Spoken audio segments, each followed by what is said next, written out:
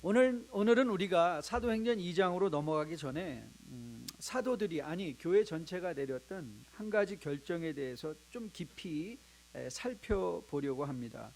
바로 그 결정은 결혼되었던 가룟 유다로 말미암아 결혼된 12번째 사도를 보강하는 일을 선택하는 과정의 기록입니다. 바로 우리가 오늘 봉독한 15절부터 26절까지의 말씀이죠.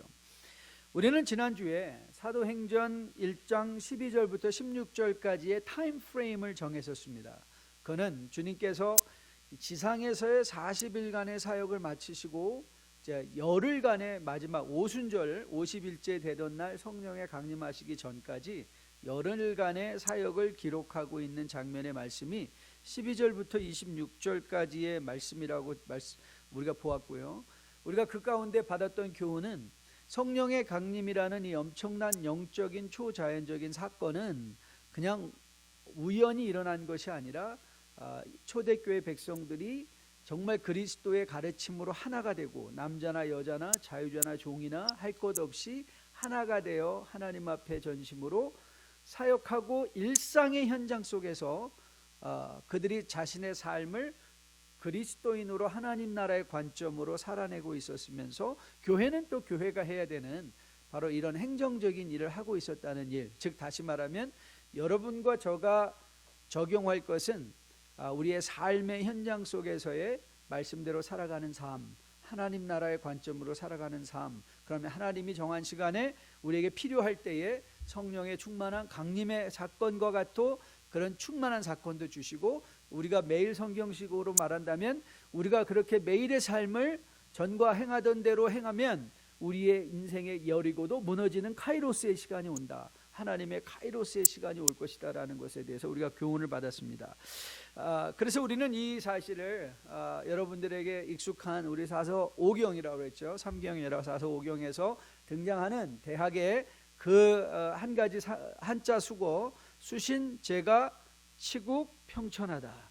우리가 평천하, 정말 하나님의 복음으로 편만한 이 세상에 하나님의 나라가 오기 위해서는 우리가 수신, 거듭나는, 그리고 그 안에서 우리가 세워지고 내 스스로가 세워지기에 우리 집, 가정이 세워지고 가정이 세워지기에 우리식으로 말하면 교회가 세워지고 교회가 세워지기에 결국 온 세상에 복음이 전해진다는 것.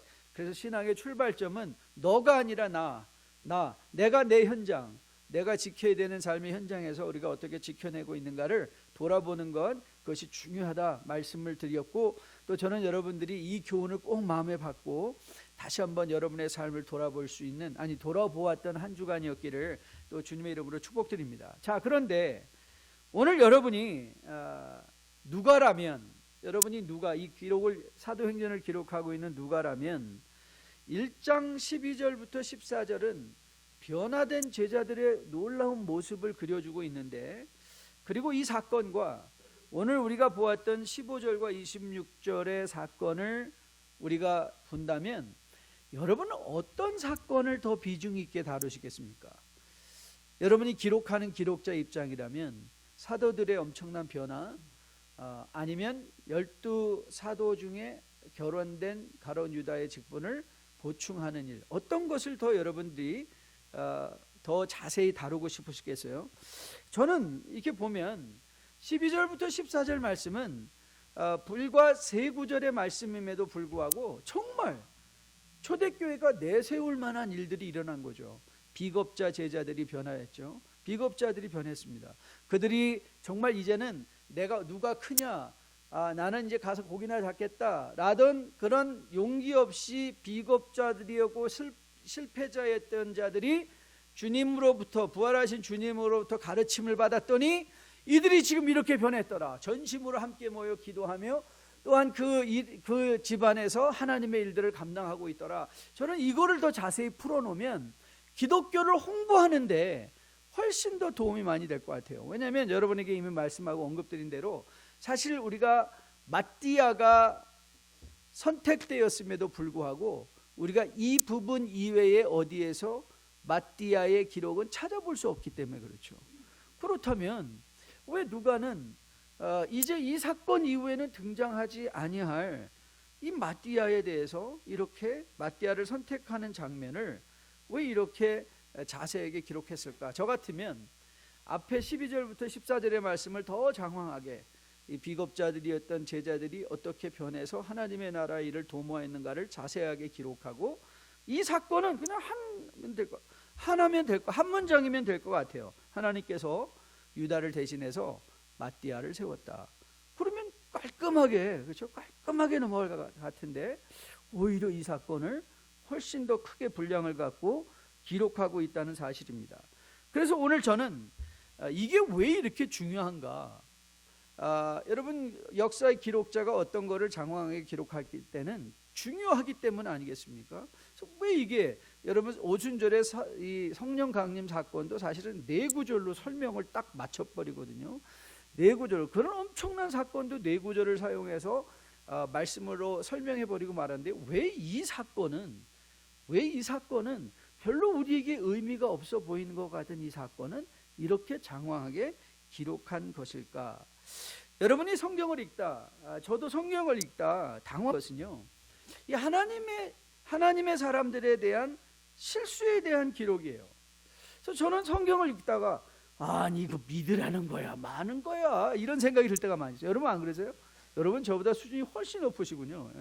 저는 성경을 읽다가 정말 이 유다가, 제가 요즘 이제 앞에 5권의 모세오경을 읽었는데요. 그래서 막 너무 치졸한 일들이 많이 일어나잖아요. 그렇죠? 아브라함은 자기 아내를 속이고, 자기 아내를 누이라 속이고, 또 이삭의 야곱의 아들들은 형제를 팔고, 그걸 팔아서 또 또 가면은 유다는 또 다 자기 며느리와, 또 롯은 하나님 이거 안 기록됐으면 하나님 믿는 거 더 쉬울 것 같은데, 그렇죠? 여러분 혹시 기회가 있으면 이제 김일성 전기 읽으면요, 우와, 김일성 전기를 읽으면 김일성 믿어야 돼요.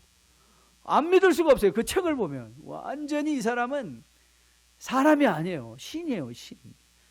태어난 것부터 시작해가지고 자라난 모든 과정 중에서 막 완전히 흠은 요것도 잡을 수 없고요, 완벽하게 기록이 되어 있어요. 아니 그런데 성경은 읽다 보면은 그런 의미도 든다는 거예요. 아니 그래서 믿으라는 거야, 말하는 거야. 왜 그럴까? 왜 성경은 이렇게 자기의 치부를 드러내고 있을까? 저는 그게 하나님께서 여러분과 저를 대접해 주시는 대접함이라고 생각해요. 무슨 뜻이냐면, 성경을 읽고 가치 판단을 내가 하고 교훈을 내가 받으라는 거예요. 이 얼마나, 이렇게 하라 저렇게 하라가 아니라, 하나님은 여러분이 스스로 하나님과의 교제 속에서 내가 마땅히 알아야 되고 하지 말아야 되고, 그리고 내가 해야 되는 모든 일들을 하나님이 말해서가 아니라 너가 스스로 하나님과의 관계 속에서 생각해보고 하나님을 사랑하기 때문에 행동해봐라. 그게 뭐예요? 인격적 대우하심이죠. 인격적 대우하심. 그렇기에 여러분은 성경은 단순하게 하나님이 우리에게 일거수일투족을 명령하는 말씀이 아니에요. 오히려 성경은 우리로 하여금 생각하게 하는 말씀이에요. 여러분 신앙생활도 가서 여러분 보십시오. 이 이단교회 같은 데 가면요, 일사불란합니다. 일사불란하고요, 그냥 거기는 교주 한마디면 다 됩니다. 이렇게 해라 저렇게 해라, 오늘부터 이거 바꾼다 저거 바꾼다, 그러면 일사불란하게 움직입니다. 건강한가요? 아니에요. 건강한 거 아니에요. 건강한 신앙생활은 생각하는 신앙생활이에요. 그리고 누가 말했기 때문에 믿는 게 아니라, 하나님을 사랑하는 그 생명이 우리 안에서 역사해서 하나님을 사랑하게 되고 그 말씀에 순종하게 되는 것이죠. 그래서 오늘 이 관점도, 오늘 이 성경도 우리로 생각하라는 거예요. 아니 왜 이렇게 이런 사건을 장황하게 기록하고 했을까? 그래서 오늘 먼저 저는 이 사건을 두 가지 측면에서 바라보려고 해요. 두 가지 측면은 뭐냐면, 첫째는 긍정적인 측면에서 이 12제자 중에 한 사람을 보강하는 일이 초대교회에 왜 중요한 일이었는가라는 긍정적인 차원이라면, 그런데 우리가 거기서 한 단계 더 나가서 이거는 초대교회에 어떤 부정적인, 혹이라도 부정적인 의미는 있지 않았을까? 역사 전체를 보면서 혹이라도 부정적이다는 건 나쁘다는 뜻은 아니에요. 네게티브하게 이거를 좀 크리티컬한 눈으로 바라봤을 때 이 사건은 어떻게 다가올 수 있을까? 자, 이 두 가지 차원에서 이 사건을 한번 풀어보려고 합니다. 첫째는 긍정적인데요. 가장 먼저 우리가 성경을 풀어가는 열쇠는 구속사적인 관점이라고 말씀을 드렸어요. 구속사, 즉 하나님이 이루어 가시는 구원의 역사예요. 그러니까 여러분들이 가끔 성경을 갖고 대화를 하다 보면 믿지 않는 사람들이 맨날 우리를 당황케 하는 질문들이 있잖아요. 아니, 여기 공룡에 대한 기록이 어디냐, 공룡. 근데 사실 여러분, 성경은 공룡을 말하고 싶은 게 아니에요. 성경이 말하고 싶은 건, 성경은 이 땅에 일어난 모든 창조의 역사를 다 기록한 것이 아니라, 성경이 기록하고 싶은 건 이 땅에 하나님의 이 세상의 창조주가 하나님이신데, 그 하나님이 지으신 인간이 어떻게 하나님의 사랑을 벗어나 죄를 지어 타락한 그 인간들을 어떻게 다시 에덴 동산으로 하나님께서 모으시는가. 즉 다시 말하면 타락한 인간들을, 죄악된 인간들을 예수 그리스도를 통하여 어떻게 새로운 에덴의 동산으로 불러 모으시는가의 구속사적인 관점으로 성경이 기록되어 있는 거예요. 그래서 구속사적인 관점에서 이거를 풀어가야 돼요. 그렇다면 저 구속사는 뭐냐? 자, 누가복음 22장 30절에 우리가 누가는, 이 사도행전은 누가가 쓴 것이기 때문에 우리가 사도행전을 이해할 때는 항상 누가복음과 사도행전을 연결시켜서 이해를 해야 돼요. 그래서 Luke Acts라고 이렇게 우리가 많이 학자들은 얘기를 해요.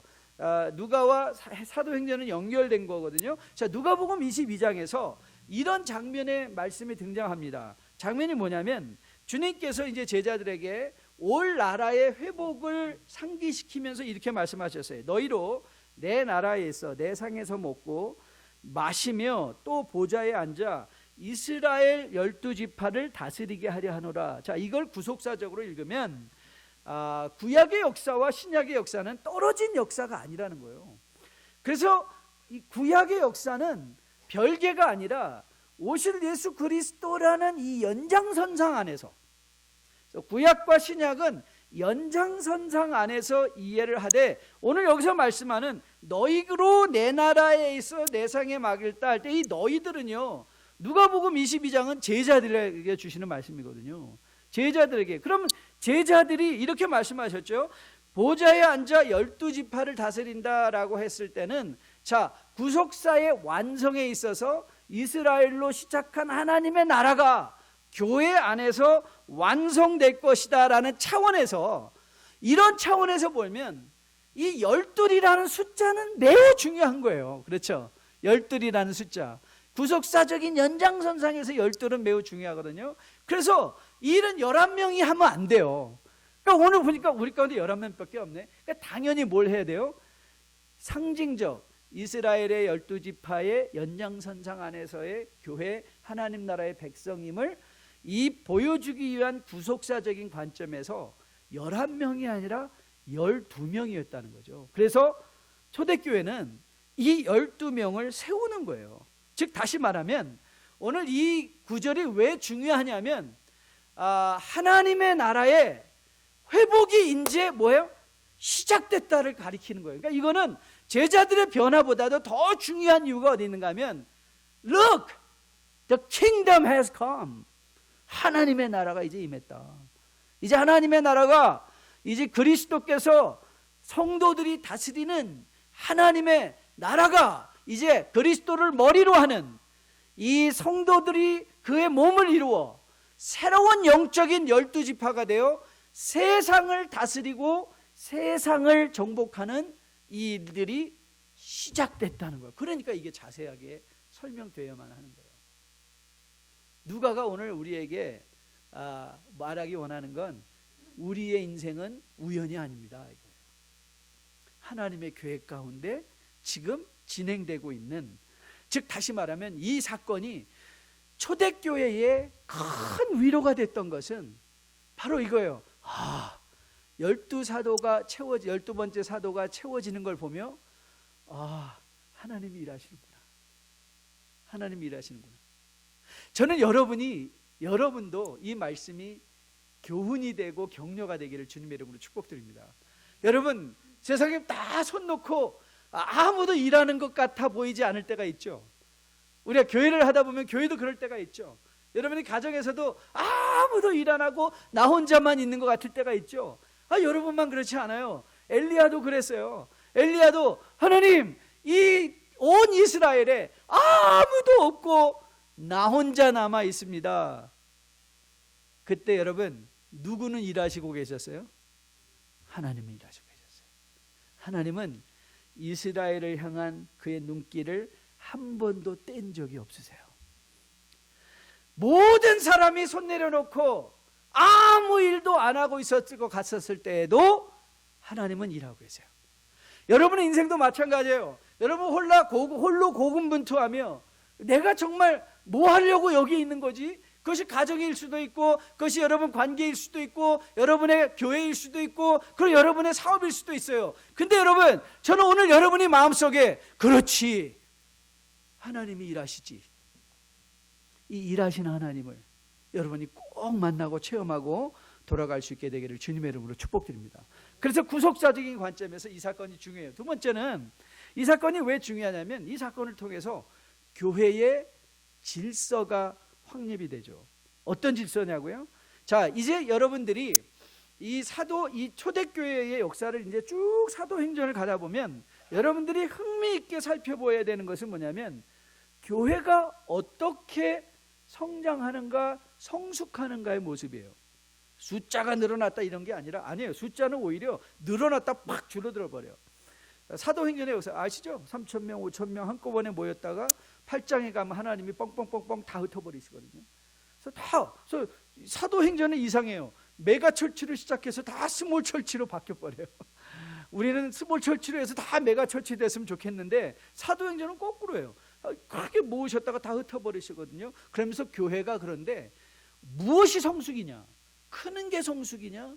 아니면 크는 건 성장인데요, 그건 성숙이 아니다. 즉 다시 보면요, 오늘 이 본문에서 결손된 12번째 사도를 세우는 일에 주도권을 갖고 일어나 인도해 가고 있는 무리들이 누구냐? 베드로를 포함한 사도들이었다는 거예요. 즉 오게나이제이션이 시작된 거예요. 교회 안에 질서가 잡히기 시작하는 거죠. 일의 질서들.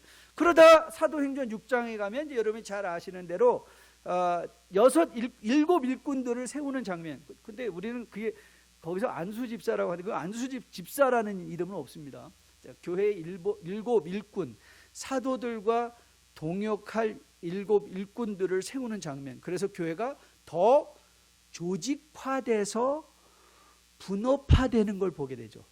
한 사람이 모든 일을 하는 것이 아니라 여러 사람들이 함께 모여서 지체가 돼요.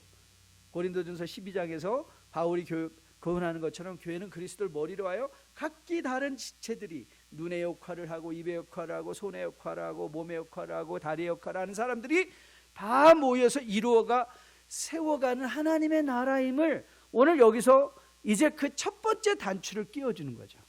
그래서 오늘 이 사건이 왜 중요하냐? 왜 누가는 이렇게 기록하고 있는가? 왜냐하면 교회의 질서가 확립되고 있다는 것을 보여주고 있는 것이죠. 그 일에, 교회의 질서를 세우는 일에 가장 중요한 요소가 오늘 본문에도 말씀과 기도라는 것과 온 성도가 함께 참여한다라는 차원에서 풀어지고 있는 것을 보게 돼요. 그런데 여러분 본문을 자세히 묵상해 보시면요, 재밌는 부분이 많이 있습니다. 깊이 생각할 수 있는 부분이 많이 있어요. 여러분 23절을 보면 23절에 이렇게 기록이 되어 있죠. 그들의 두 사람을 내세우니 하나는 누구였죠? 같이 한번 읽어볼까요? 바사바라고도 하고. 자, 여러분 선택된 사람은 누구죠? 마띠아예요. 선택되지 않은 사람은 바사바라고도 하고 별명은 유스도라 하고 요셉이요. 여러분이 두 사람을 딱 보면 마띠아와 요셉 누가 더 유명했을까요? 누가 더 유명했을 것 같아요? 분명히 전자죠. 거창하게 설명을 하잖아요. 별명까지 들어가면서 설명을 하잖아요. 그런데 마띠아가 선출됐어요. 저는 몇 분의 주석가들이 동의를 해요. 그런데 보면 사도들이 아니면 사람들이 원래 원했던 사람은 요셉이었을 거라고 얘기를 해요. 그 사람을 더 자세하게 설명해 놓거든요. 그런데 오늘 이 본문이 마띠아가 선택되었을 때 어떻게 교회가 그 사람을 사도로 받았는가를 보여주고 있다는 거예요. 사도로 받았는가를 보여주고 있다는 거죠. 즉, 이 하나님의 이들이 하나님께 전적으로 하나님의 인도하심에 따라 가겠습니다. 그들이 그 결단이잖아요. 제비를 뽑았다는 것. 하나님의 인도하심을 따라가겠습니다. 내 생각이 아닙니다. 하나님보다 앞서가지 않겠습니다. 여러분, 이 전까지의 제자들의 문제는 뭐였어요? 네, 제자들의 문제는요, 항상 자기 생각이 앞서 있었어요. 하나님보다. 그러니까 이런 식이에요. 하나님, 그냥 거기 계시다가 내가 와달라고 할 때만 와주세요. 사실 제자들도 그런 마음이었습니다. 하나는 좌에 하나는 우에 할 때 그들은 하나님을, 예수님을 이용하고 싶었어요. 오히려 베드로 같은 사람은 내가 이제는 사흘 후에 십자가 달려 죽을 거라고 말씀하셨을 때 베드로가 분내어 예수님을 가르쳤습니다. 그럴 수 없습니다. 그런 제자들이 이제 어떻게 변했어요? 네, 아무리 내가 원하는 것이 있어도 하나님의 방법이 최고입니다. 이 결정을 했다는 거예요. 그들이 따랐다는 것. 저는 여러분들이 이런 모습들을 오늘 사도행전 15장에서 26절, 자, 하나님은 일하시고요, 그렇기 때문에 우리의 가장 좋은 여러분의 인생의 대안은 하나님의 뜻에 순종하는 것. 이 교훈을 여러분이 마음에 꼭 기억할 수 있게 되기를 주님의 이름으로 축복드립니다. 그리고 이 사건이 또 중요한 한 가지 요소가 있는데요, 긍정적인 차원에서 보면 이 사도 직분이 왜 독특하냐, 왜 유니크하냐, uniqueness of the position of apostleship. 왜 사도들의 역할이 독특하냐? 지금 요즘에도요, 어떤 교회들은 사도들 많이 있습니다. 이 사도들이 직접 직통 계시를 받아가지고 막 그냥 하나님의 말씀이라고 요즘도 막 하시는 분이 계시는데, 근데 사실은 오늘 여기서 보면 20절, 21절에서 이거는 사도가 누구냐 하고 사도의 정체성을 이해할 때 늘 신학책에서도 등장하는 이 반증 구절인데요. 자, 21절부터 22절까지 같이 한번 읽어보도록 하겠습니다. 같이 읽습니다. 시작. 우리 가운데 올려져 가신 날까지 주 예수께서 우리 가운데 출입하실 때에 항상 우리와 함께 다니던 사람 중에 하나를 세워 우리와 더불어 예수께서 부활하심을 증언할 사람이 되게 하여야 하리라 하거늘. 그래서 사도들의 조건은 뭐냐면 주님의 세례 요한의 사역부터 주님을 알고 있는 자, 그리고 그 주님의 말씀을 들은 자, 그리고 함께 다닌 자, 이게 사도들의 조건이에요. 그러니까 주님이 승천해서 떠났으니까 더 이상 이런 류의 사도는 필요 없다는 것이죠. 사도 필요 없다는 것. 그래서 오늘 이 본문이 왜 중요하냐면 이 초대교회 안에서 사도 직분의 중요성. 근데 그 사도 직분이 왜 중요하냐? 그들을 통해서 성경의 말씀이 우리에게 직접 들은 바 증언된 하나님의 말씀이 우리에게 오기 때문에. 그래서 이 사도 직분이 중요한 거예요. 사도 직분이 중요한 거예요. 전 여러분들이 자, 긍정적 차원에서 오늘 본문이 우리에게 제시한 바 하나님이 오늘도 지금도 일하고 계신 구속사의 연장, 그리고 그 일하고 계신 하나님이 내 생각보다 훨씬 더 뛰어나시기에 오늘도 순종하는 제자들의 모습을 통해서 비록 자기들 마음에 원하는 것이 있었다 할지라도 하나님이 하시면 좋은 것이라는 이 순전적 하나님의 일에 대한 결단, 그리고 사도 직분의 독특성, 자, 이 교훈들을 이 말씀을 통해서 꼭 마음에 새겨놓을 수 있게 되기를 주님의 이름으로 축복드립니다. 자, 그러면 이 사건의 부정적인 차원은 어떻게 접근해 볼 것인가? 자, 이렇게 접근할 수 있습니다. 자, 보십시오. 오늘 여러분, 주님께서 만일 이제 이렇게 가정을 하는 거예요. 이 결손된 유다를 보강하는 일이 그렇게 중요했다면 예수님께서 이들과 40일을 함께 계셨는데 왜 그때 하지 않으셨을까? 그렇죠. 예수님은 40일 동안 함께 계시면서 결손된 제자를 사도를 세울 기회가 충분히 있으셨거든요. 근데 그렇게 하지 않으셨어요. 이 일이 정말 중요했다면 왜 주님은 승천하실 때, 자, 내가 이제 하늘로 올라가느니 너희들이 가장 먼저 해야 되니 the first thing that you have to do is make sure you get the replacement for Judas. 그렇게 하는 게 훨씬 더 쉽지 않을까요? 그런 생각 안 드세요? 왜 그렇게 말씀하지 않으셨을까? 아니면 오히려 저는 이게 더 좋았을 것 같아요. 주님께서 12사도들은 다 핸드픽 하셨잖아요. 그렇죠? 핸드픽 하셨는데, 아니, 야, 내가 뭐 마띠아냐 요셉이냐 그럴 것 없이 주님께서 이미 제자들에게 귀뜸을 했다면 나는 누구를 원해? 그러고 가셨다면 이런 과정도 필요 없지 않았을까요? 근데 더 중요한 의문이 드는 사건이 하나 일어납니다. 왜냐하면 그 사건은 뭐냐면 사도 바울이에요. 이제 9장에 가면 사도 바울이 등장을 하는데, 바울 사도는 주님께서 이전의 사도를 택하여 세운 것처럼 그를 직접 만나 주시고 그에게 직접 말씀해 주시고 그를 사도로 택하신 분이거든요. 아니, 그럼 사도 직분이 사도들과 끝났다는 것은 무슨 말일까? 아니, 아까 분명히 목사님 그러지 않았습니까? 사도는 더 이상 이제 끝났다, 더 세워지지 않아도 된다. 그런데 여러분, 이 바울이 자기 자신을 소개하는 장면의 말씀들이 몇 군데 나오는데요. 그 중에 하나가 뭐냐면 고린도전서 15장 말씀입니다. 그래서 고린도전서 15장 말씀인데요. 제가 이거는 성경 인용을 여기다 안 띄웠어요. 여러분과 함께 찾아보려고요. 자, 고린도전서 15장 8절 말씀인데요. 한번 찾아볼게요. 이제 고린도 교회 안에 바울에 대한 바울의 사도직에 대한 이 질문들과 도전들이 있었어요. 사도들의 네가 정말 사도냐? 우리가 너를 어떻게 믿냐? 네가 도대체 누구냐라고 했을 때 사도 바울이 자기 정체성을 설명하는데 고린도전서 15장 8절에서 이렇게 말합니다. 자, 찾았으면 아멘. 같이 읽습니다. 시작. 맨 나중에 만삭되지 못하여 난 자 같은 내게도 보이셨느니라.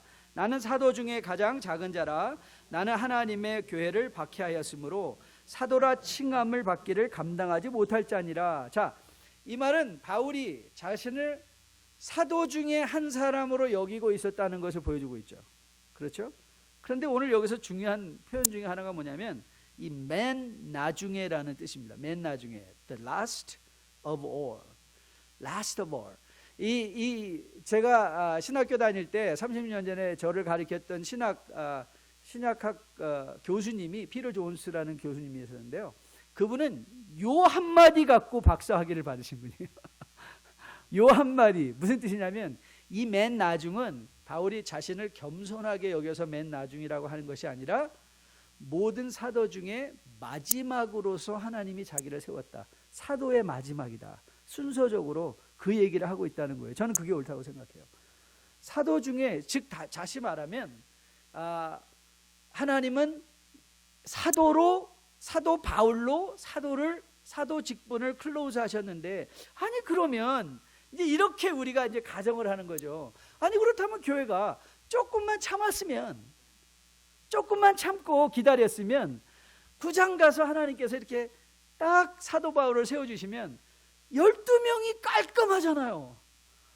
근데 지금은 13명이잖아요. 12지파가 다스리겠다는데 지금 13명이 돼버렸잖아요. 그렇죠? 사도들이 마띠아를 포함해서. 아니 왜 그랬을까? 그래서 어떤 학자들은 이렇게 이 사건을 설명해요. 사도들이 성급했다. 사도들이 좀 성급했다. 조금 기다려야 되지 않았을까? 조금 사도들이 진득하게 기다렸다면 예수님께서 직접 바울을 세워주실 것이고, 그러면 주님께서 말씀하신 바 그 12명의 그래서 그 연장선상의 상징성이 아주 뚜렷하게 보여질 터인데, 사도들이 너무 하나님보다 예수님보다 앞서 행한 것이 아닌가라는 견해를 가지고 있는 것을 보게 돼요. 하지만 자, 여기에도 저는 이 사도행전이 이거를 기록하고 또 사도행전 9장의 바울 사건을 기록하는 데는 의도가 있다고 생각해요. 그리고 이게 더 우리가 보았던 것보다 더 중요한 교훈이라고 저는 생각해요. 자, 이렇게 한번 펼쳐보도록 하겠습니다. 가장 먼저 여러분이 기억할 것은 하나님께서 마띠아를 세워주셨기 때문에 마띠아를 부정한 게 아닙니다. 이제 사도행전을 계속해서 보시면 이 마띠아는 사도행전 2장 12절이나 혹은 14절이나 6장에서도 가면 마띠아는 12명의 사도의 무리들과 함께 있었어요. 그리고 여러분들이 초대교회에서 어느 누구도 마띠아의 사도직에 대한 정당성을 도전한 기록은 찾아볼 수가 없어요. 즉 다시 말하면 무슨 뜻이죠? 마띠아가 12명의 사도의 하나로 인정되었다는 것이죠. 인정되었다는 거예요. 자, 오늘 그래서 여러분들이 좀 어렵지만 생각의 모자를 쓰시고 잘 들어볼 게 뭐냐면 인간의 결정과 하나님의 주권에 관한 교훈이에요. 인간이 결정해서 세웠어요. 그리고 하나님의 주권이 있어요. 사실 이 두 가지가 우리에게 늘 긴장관계로 다가오죠. 이 두 가지가 늘 우리에게 긴장관계가 있습니다. 많은 경우에 우리가 하나님 나라에서 가는 오해 중에 하나가 뭐냐면 자꾸 내가 뭘 하고 싶어 하는 내가 나서는 거죠. 내가 나서는 건. 그래서 늘 하나님이 하기 원하시는 것보다 내가 원하는 것이 무엇인가가 먼저 생각되죠. 저는 목회를 30년 하면서 그래도 나름대로 이 성도님들을 이렇게 저는 캐테고라이즈를 할 때 이런 분들은 좀 쉽지 않다 하는 분들이 어떤 분이냐면 딱 저 만나자마자 목사님, 제가 하나님을 돕겠습니다. 제가 교회를 돕겠습니다. 제가 봉사하겠습니다. 일을 맡겨주십시오. 그런 분들이 사실 좀 힘들더라고요. 많이 힘들어요. 그래서 자기가 봉사할 교회를 찾아다닌다는 분들이 많이 있어요. 간혹 가다 보면 아니 목사님 봉사한다는 게 이게 무슨 문제가 될까요? 근데 여러분, 왜냐하면 교회는 봉사하러 모이는 것이 아니라 예배하러 모이는 것이에요. 예배를 드리면서 하나님과의 인격적 관계가 제대로 성립이 되면 하나님을 섬기고 싶은 마음이 드는 거죠. 하나님을 구약에는 원하지 않든 어쩌면 율법에 속박되어 그들은 성전에 와서 봉사를 해야 될 수도 있어요. 그런데 성경은 신약에 와서 주님은 그렇게 우리를 대우하지 않으세요. 너희는 종이 아니야. 너희는 내 친구야. 내 친구. 여러분, 친구는 속박하지 않는 거예요. 친구는 우리를 대접해줘요. 우리를 대우해줘요. 동일선상에서 우리와 함께 의논을 해요. 같이 대화를 나눠요. 서로의 결정을 존중해줘요.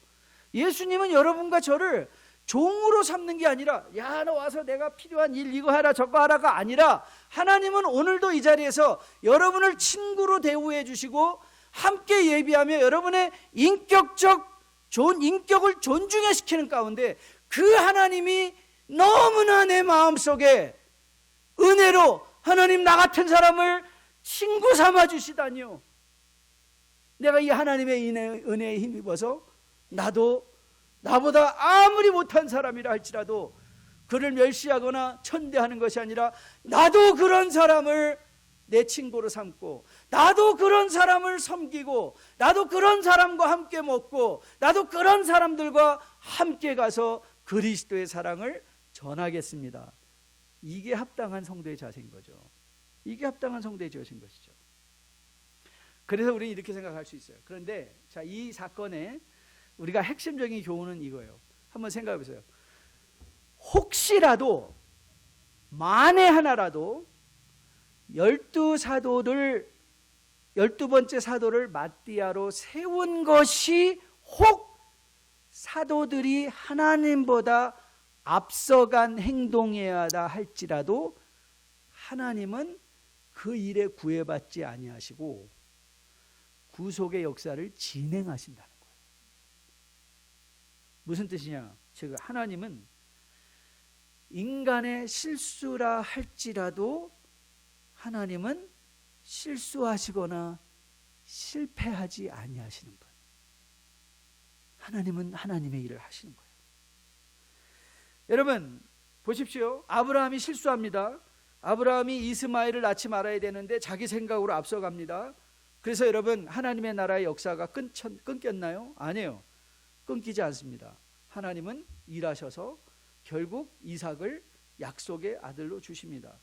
여러분, 다윗이 그가 한참 잘 나갈 때 밧세바와 간음을 하는 가운데 엄청난 하나님 앞에 죄를 저질렀습니다. 그래서 하나님의 나라가 끝났습니까? 안 끝났습니다. 아니, 오히려 그 가운데 태어난 솔로몬으로 하여금 또 이스라엘의 역사를 이어가게 하신 것을 보게 됩니다.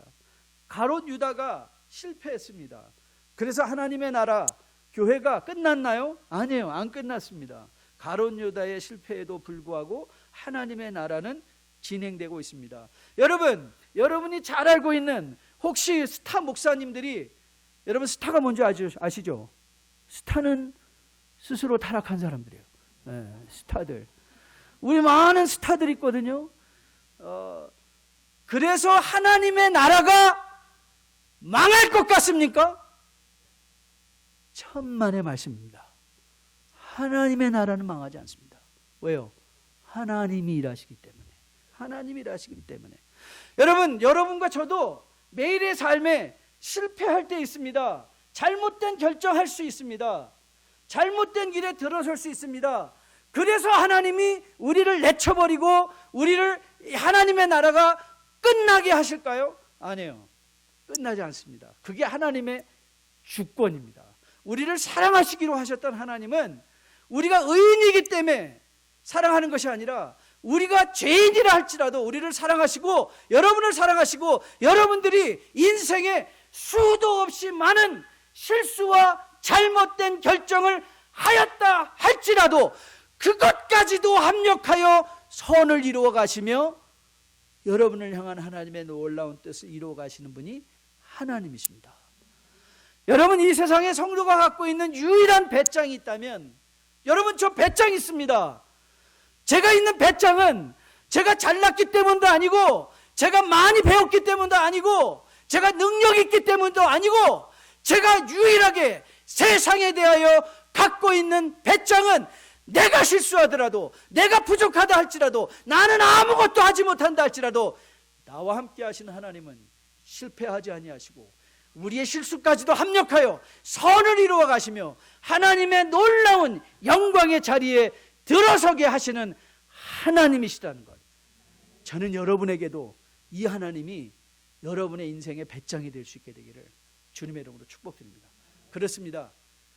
혹 마띠아가 선출된 것이 사도들이 너무 앞서 행한 것이라 할지라도 하나님은 그 마띠아까지, 그 바울까지 합력하여 선을 이루어 가게 하시며 하나님의 나라를 이루어 가십니다.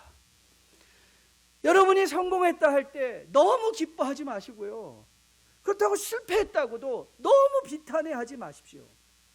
우리가 조금 잘한 것 같고 마치 이제 세상 끝난 것처럼 거만해지고 거만해지지 아니하고, 우리가 아무리 사망의 음침한 골짜기에 들어갔다 할지라도 여러분들이 아무리 정말 주홍같이 붉은 죄를 혹 졌다 할지라도 여러분이 십자가 앞에 나와서 그 죄를 회개하기만 하면 하나님은 미쁘시고 의로우사 회개하는 주의 백성들의 회개를 들어주시고 그의 삶을 다시 깨끗하게 회복해 주시는 하나님이십니다.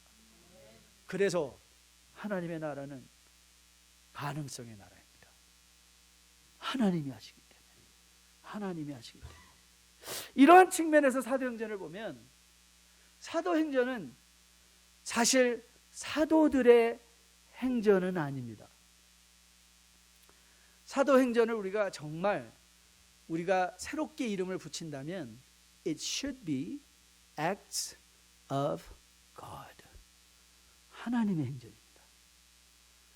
여러분이 정말 보셔야 되는 것, 사도행전 1장부터 마지막 28장까지 여러분이 정말 보셔야 되는 것은 인간들이 어떤 일을 했냐가 아닙니다.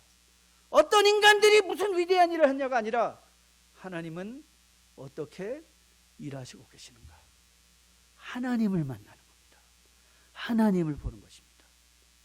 여러분, 교회 오셔서 사람을 만나고 가는 것 아닙니다. 목사를 만나고 가는 것도 아닙니다. 여러분 주변에 친한 사람들 만나고 가는 것 아닙니다. 만약 그렇다면 여러분 교회는 너무 비참한 곳입니다. 교회 와서 여러분들이 정말 오늘도 만나고 가야 되는 건 하나님을 만나시고 가는 것입니다. 그 하나님과 직접적인 교제, 그 하나님께 드려지는 결단, 그 하나님께 드려지는 회개의 고백들, 그리고 하나님께서 우리를 용서해 주시고 우리를 새롭게 세워주시고 새로운 소망으로 또 나가게 하시는 그 하나님을 만나면 하나님의 역사가 우리 가운데 이루어지는 것, 바로 그 일을 여러분들이 경험하셔야만 하는 것, 그것이 바로 교회입니다. 저는 그래서 이런 소신을 갖고 사역하고 있습니다. 이것도 저는 4년 만에 배운 건데요. 94년에 교회를 개척하고 저는 기억하시죠? 제가 하나님 앞에 감히 이렇게 말, 하나님, you're lucky, so you got me, you're done, I'll do it for you, don't worry. 그러니까 하나님 저한테 세계를 맡겨주세요. 기억하시죠? 세계 변하지 않았다 그랬죠? 그래도 또 기도했다 그랬어요. 캘리포니아도 만만하지 않았어요. 산호세 안 변했어요. 나중에 하나님께서 뭐라고 말씀하셨다 그랬죠? 정복사, 너나 잘해라.